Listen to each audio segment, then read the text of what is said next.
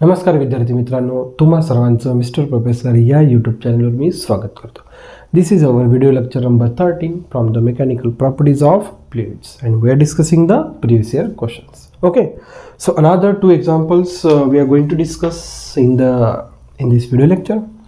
The first one is from the Maharashtra CET 2014 and the second one is from the BCEC 2015. ठीक आहे. जर दोन्ही question जर बघितले, दोन्ही पहिला तर अतिशय म्हणजे दोन्ही question viscous force gradient velocity gradient, ठीक आहे, स्पीड ग्रेडियंट वेलॉसिटी ग्रेडियंट या छोट्या कॉन्सेप्टवर डिपेंड आहे आणि दोन्ही स्ट्रेट फॉरवर्ड आहे, खूप काही मोठी अडचण नाही. ओके, पहिलाही महाराष्ट्र CETचा थोडा बहुत त्याच्यात म्हणजे एक आपल्याला थोडा एक कॉन्सेप्ट इंट्रोड्यूस करावा लागतो आणि जर सेकंड जर क्वेश्चन बघितला तर as it is as usual. Okay, physical quantities दिलेला आहे, just we have to put okay in the given formula so to get the solution. Now see, firstly we will move to the solution for the first numerical. The first one is from the Maharashtra CET 2014. ज्या दिलेल्या गोष्टी आहेत त्या डिपीट करा, you will get the solution. The velocity of a water in river is 9 km/h. ठीक आहे, काय हरकत नाही. एक नदी आहे, नदीमधनं पाणी वाहत आहे, त्या पाण्याची स्पीड दिलेली आहे आपल्याला 9 km/h of the upper surface, काही हरकत नाही.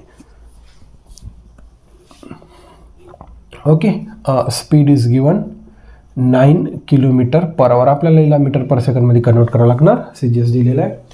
The river is 10 metre deep. Okay, ही जी काही रिव्हर आहे ही किती डीप आहे म्हणते, समजा आपण याला म्हणू dx ची व्हॅल्यू 10 मीटर, ठीक आहे, dm. चला, if the coefficient of viscosity of water is 10⁻⁻² poise, they have given the coefficient of viscosity of water 10⁻⁻² poise. हे पण आपल्याला SI युनिटमध्ये कन्वर्ट करावं लागतं, पास्कल इंटू सेकंड मध्ये, ठीक आहे. Then the shearing stress between the horizontal layer of the water. Okay, हे जे काही वॉटरची हॉरिझॉन्टल लेअर आहे यामधनं आपल्याला काय फाइंड आउट करायचं आहे, शिअरिंग स्ट्रेस, ठीक आहे. शिअरिंग स्ट्रेसचा एकदम सिंपल फॉर्म्युला आहे, viscous force per unit area. आपल्याला जर एखाद्या कोणत्याही समजा गोष्टीमध्ये, जसं की फॉर एक्झाम्पल इतर कोणत्याही लेअरमध्ये जर आपल्याला कोणत्याही दोन हॉरिझॉन्टल लेअरमध्ये जर शिअरिंग स्ट्रेस जर फाइंड आउट करायचा असेल तर आपल्याला काय माहिती पाहिजे, फोर्स पर युनिट एरिया. ठीक आहे, एरियाचा काही प्रॉब्लेम नाही. मग फोर्स कोणता, तर विस्कस फोर्स. क्लिअर, ठीक आहे. म्हणजे हा फॉर्म्युला यूज करून, फोर्स पर युनिट एरियाचा फॉर्म्युला यूज करून you can find it easily the shearing stress. Okay, then what is the formula for the viscous force, eta area dv/dx, that is nothing but the velocity gradient. F is viscous force, eta is nothing but the coefficient of viscosity, okay, which is given. A is nothing but the area and dv/dx, it is nothing but the velocity gradient. Okay, how the velocity changes with respect to time. बघा आता upper सरफेसची आपल्याला velocity दिली आहे 9 km/h, परंतु जसं जसं आपण बेटा म्हणजे काय म्हणू शकतो, त्या रिव्हरच्या आतमध्ये येणार. ओके, म्हणजे जसं जसं आपण रिव्हरच्या खाली जाणार तसं तसं विथ रिस्पेक्ट टू डिस्टन्स काय होणार, चेंज होणार. With respect to displacement velocity of that river layers will be change.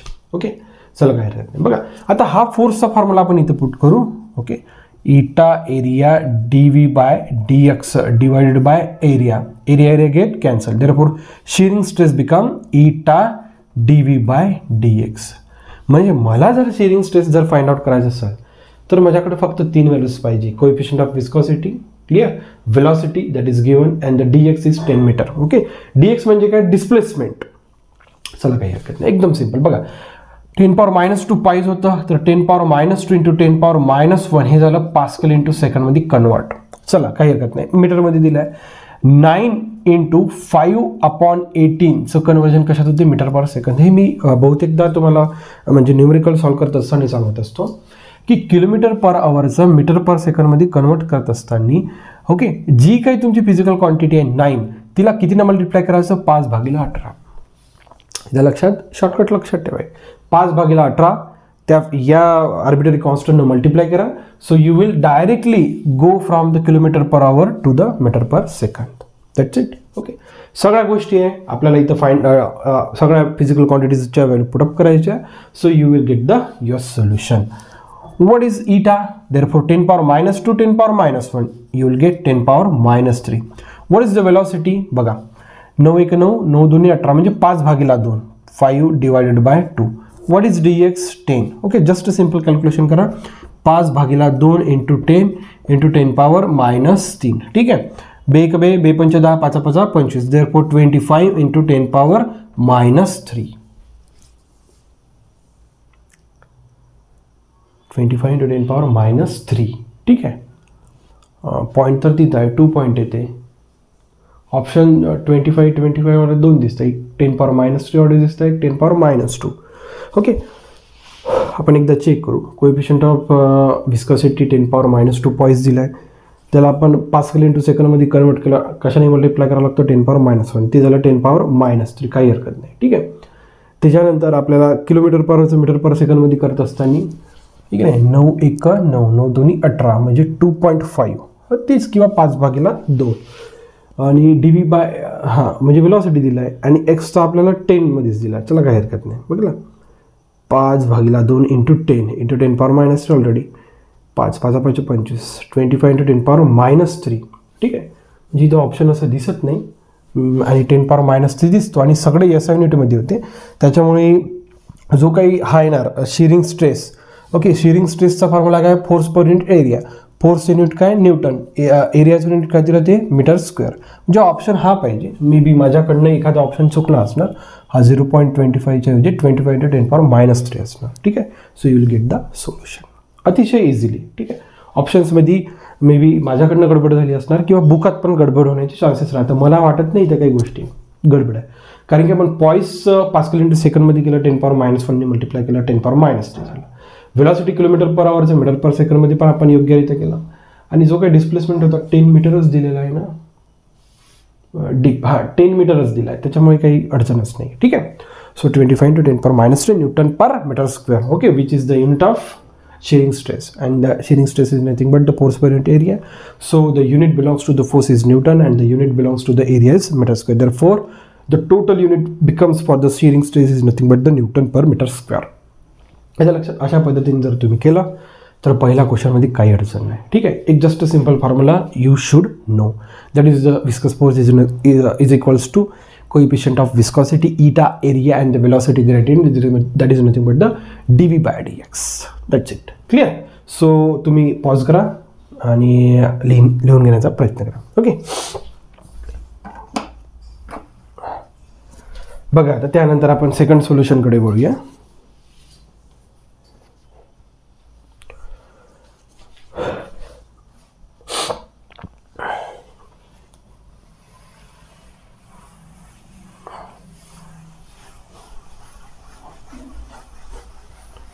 बघा आपण लगेच we will move to the solution for the numerical number second, and the numerical number second is from the BCECE exam and conducted on the 2015 year.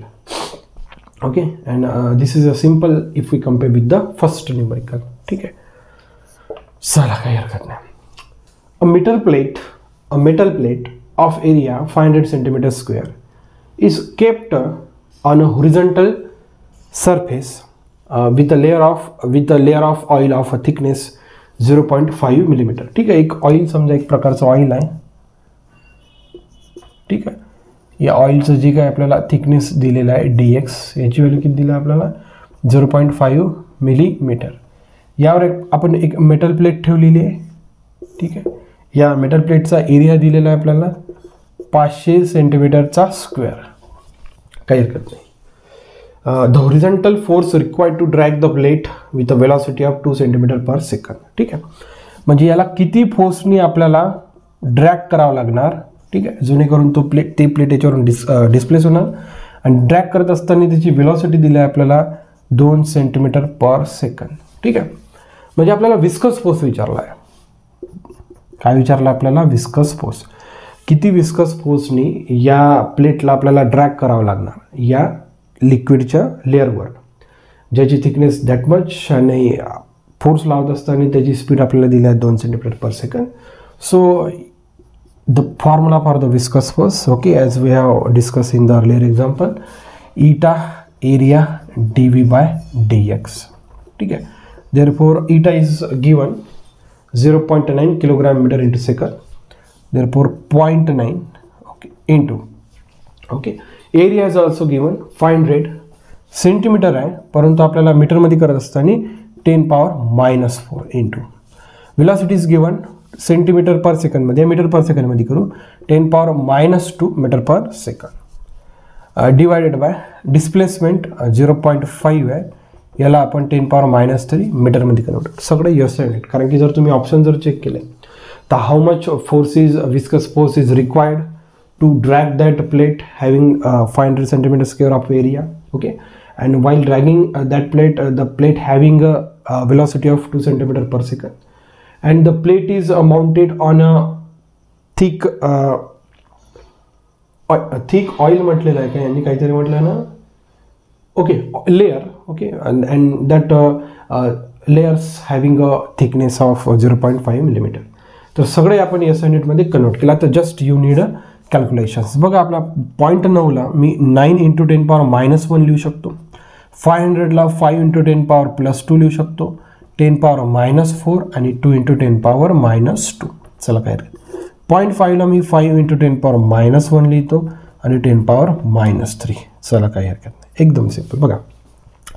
बघा आता इथं शिल्लक राहिला 5, 9, 5 आणि 2.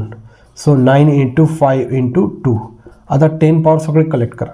बघा 10 power +2 -2 गेट कॅन्सल, -1 -4 -5. ठीक आहे, इथे शिल्लक राहिला 5. 10 power -1 -4 -4, 10 power -1 -3 -4, okay, 10 power -4, 5 5 get cancel, 9 2 18. ठीक आहे.